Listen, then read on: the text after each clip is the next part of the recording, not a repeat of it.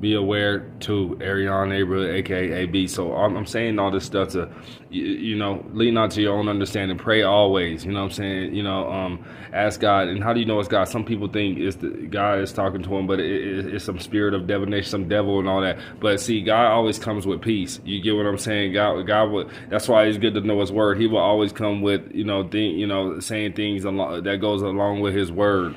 And he'll come with fruit.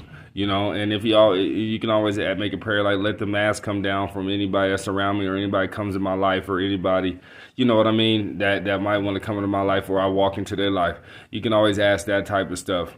And just because you see a red flag doesn't mean all the time that because even godly relationships have some problems that need to be worked out. But I tell you one thing, the difference between godly relationships and satanic relationships. Godly relationships, it's called working. You'll be able to work it out. Satanic relationships, these people, there's no reasoning with these people. You know what I mean? It don't matter how nice you is to them. You know what I'm saying? You always have to be strategic with them. You know what I'm saying? Maybe God will tell you don't say nothing, and you know what I mean, things like that. But God relationship, you'll be able to talk it out, and whether we like it or not.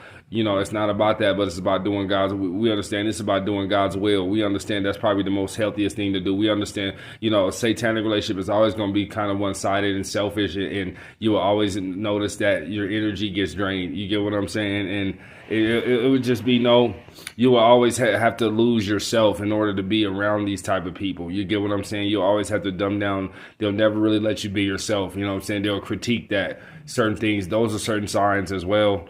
And just, pray always. You want to be skeptical of everybody, but I had to notice this in myself. That's why you got to, ask God continuously to renew your mind, because they coming in, whatever you drinking, smoking, clubbing, with gossiping, talking, they coming in the form of what you used to do. You get what I'm saying? Or what you like to do. They coming in the form of,